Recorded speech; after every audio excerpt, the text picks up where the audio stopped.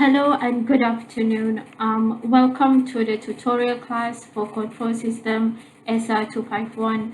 I'm Dr. Safia Zulkifli, and for this tutorial class, it will only cover for about there will be about 4 tutorial class, and each class hopefully it won't be more than 5 minutes. Okay. And so we only have about 2 weeks before the examination. Because of that, so each week I will cover about 2 tutorial class. Okay.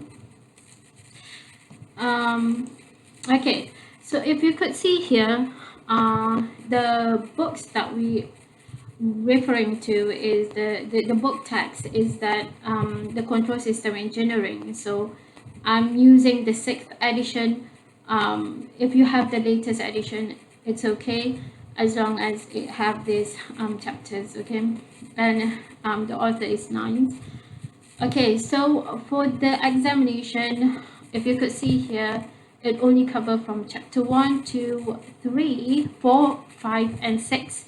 So the root locus and the block plot will not be covered. Okay, so you can only focus on this one. Okay, because of the introduction to control system and the Laplace transform or the inverse Laplace transform is very basic, so I won't go through on that because you can do your own revision.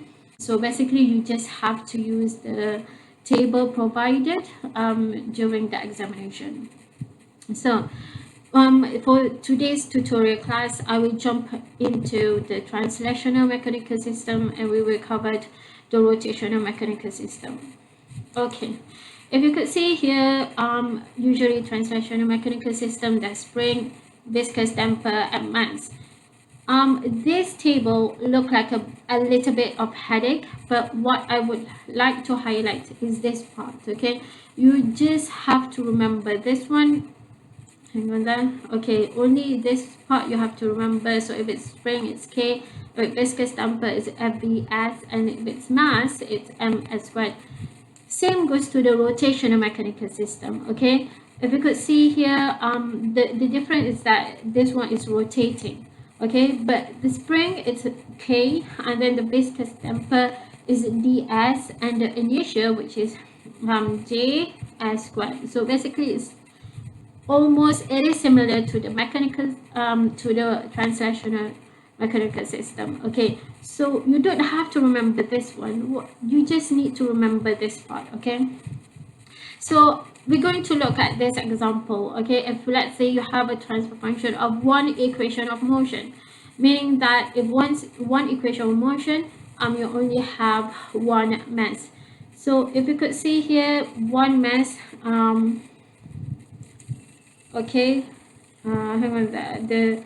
So what you have to do, find out that from the body diagram, there's M, there's the spring, and then there's a viscous damper. So you just have to write those all together, and then from there you can see XS is where the force is applied, the displacement, and you just have to factorize. So basically the XS over F, which is the output over input, is basically is this transfer function. So that one is for translational mechanical system. Okay, so for rotational mechanical system, what you have to look for this type of problem.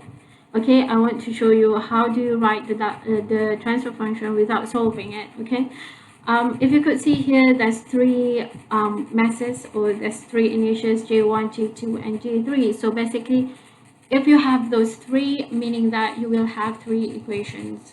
Okay, so how do you write it?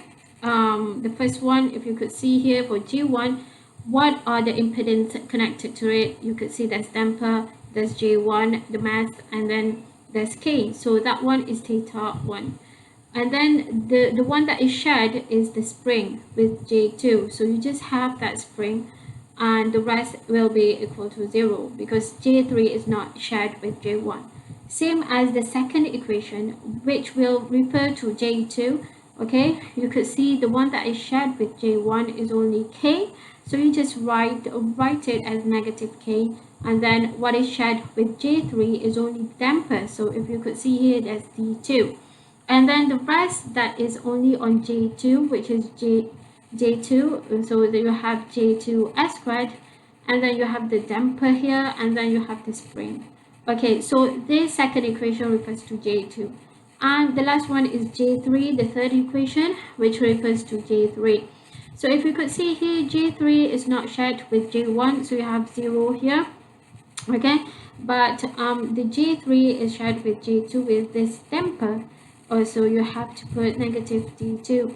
And the last one, what involved in J3, you could see there's D2 as the damper, so you put D2 here, and then there's D3 which is connected to J3, so you put D3 here, and the J3 itself, so J3 S squared. So these are the transfer function that you should know by heart, okay, how to write the transfer function. And then from there you can easily look at the question, what are the output over the input. Okay, so that's all for today's class. You could even refer to the class notes that I have given before, but these are basically that what you have to know, how to derive or how to write the Laplace transform or the transfer function equation. Okay, that's all, and thank you.